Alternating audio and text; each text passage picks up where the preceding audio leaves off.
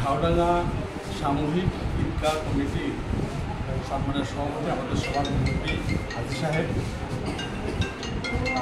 আমাদের এই কমিটির সাধারণ সম্পাদক প্রাক্তন শিক্ষক হাজী সাহেব, এখানে ভাই আছে, আর ভাই আছে, নাম না ধরে সবাইকে, আমাদের জেলা কমিটির কিছু বিষয়ববী আছে, এই অঞ্চলের মুরব্বিয়ান সমাজ আছে, যুব বন্ধুরা।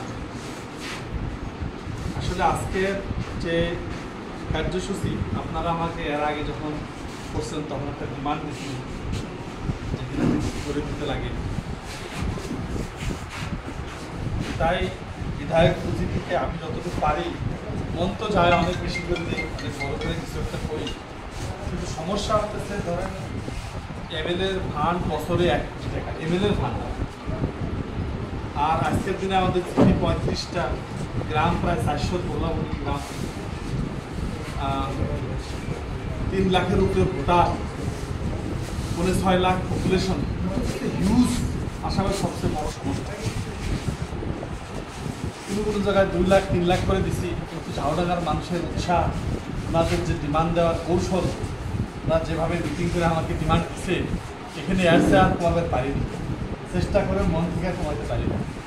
বিশেষ করে আমি মাঝে কিছু সময় মনে ছিল না, ওনারা এমপি সাহেবের ওখানে গেছিল সার্কিট হাউসে যাওয়ার পরে ওনাদের মনটা খুব ভার নিচে দেখছি, ওনারা করছে আমরা গেছি, আমাদের একটা রেসপন্সও দিল, আপনিও কথা দিয়েছিলেন, আপনিও দিলেন না।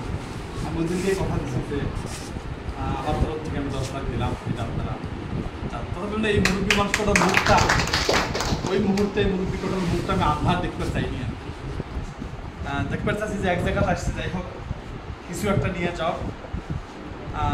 কাজেই আজকে সেটার শুভ উদ্বোধনী, যদিও কিছু টেকনিক্যাল প্রবলেম আসলে ওদেরকে আপনি ফোন করছিলেন, সেটা উপায় নেই, সেটা করতে লাগে। আজকের দিনে আনটাইড ফান্ডের 600 কোটি টাকা আপনার মন্দির, নামঘর 600 কোটি টাকা দিতেছে। আমাদের সমষ্টিতেও প্রায় 300 মন্দির, মঠ, নামঘর মিলিয়ে পয়সা দিচ্ছে, কিন্তু আমাদের ঈদগাহে দেয় না, মসজিদে দেয় না, মাদ্রাসায় দেয় না, কবরস্থানে দেয়, বাকি কোন জায়গায় এখন পর্যন্ত দেওয়ার সব সিস্টেমগুলো বন্ধ করছে, গাইডলাইন চেঞ্জ করছে।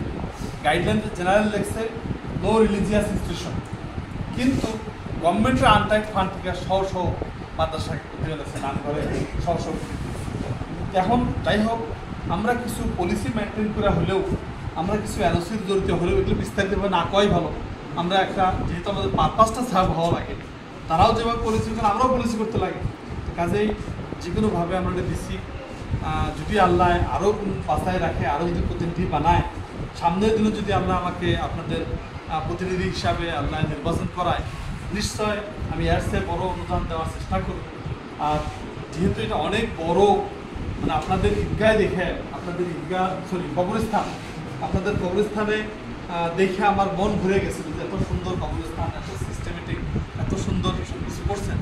তো যেহেতু এই জায়গার মানুষ আমাদের এই পার্টটার ভিতরে মোস্ট এডুকেটেড মানুষ, মোস্ট কালচার্ড মানুষ, মোস্ট মানে সবচেয়ে ভালো মানুষ বলে, আমি অন্য জায়গায় খারাপ করি না, কিন্তু এখানে আসলে একটা আমি মুরব্বীদের পাই, সবাই মুরব্বীদের মানে স্নেহ করে, একটা মানামানি সিফত একটা মানে বা আপনাদের এই মাদ্রাসার কেন্দ্র করেই হোক, যে আমাদের এখানে কি আছে যে ইসলামী সভাবের যেটা জায়গা দারুল, সেটা কেন্দ্র করেই হোক, মানুষের যথেষ্ট কালচার আর অত্যন্ত ধর্মপ্রাণ, তারা ধর্মের কোনো বিষয় নিয়ে তারা মনে আসতেছে,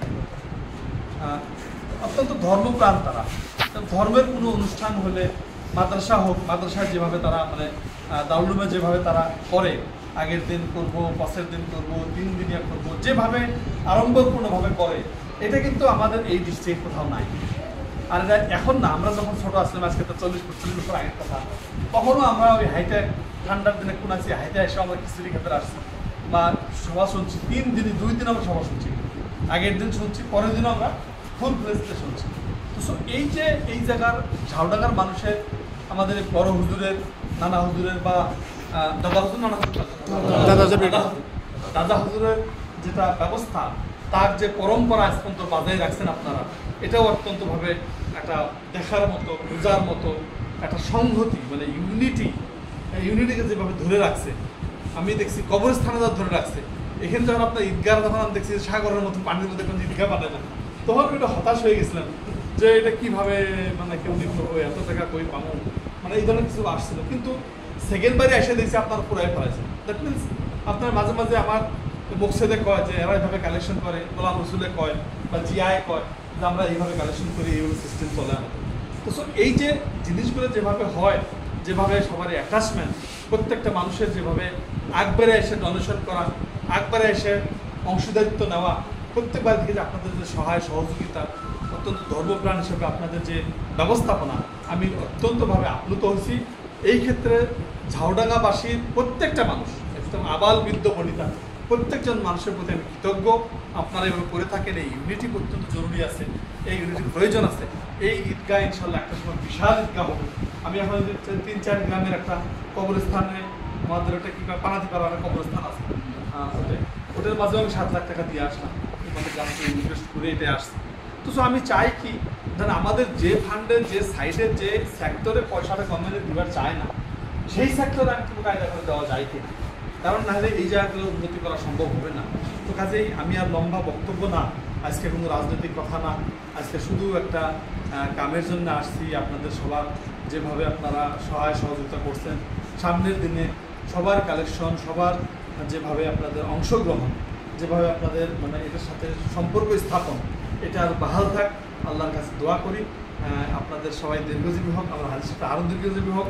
ওনার সাথীদেরকে দেখতেছি না, আল্লাহ নিয়ে গেছে, আজকে উনি আছে, আর আল্লাহ ওনাকে আরও লম্বা হায়াত দেখ নাকি কম, আরও হায়াত আমাদের মুরব্বী হিসাবে আরও আমাদের মাঝে অনেকদিন বেশি থাক।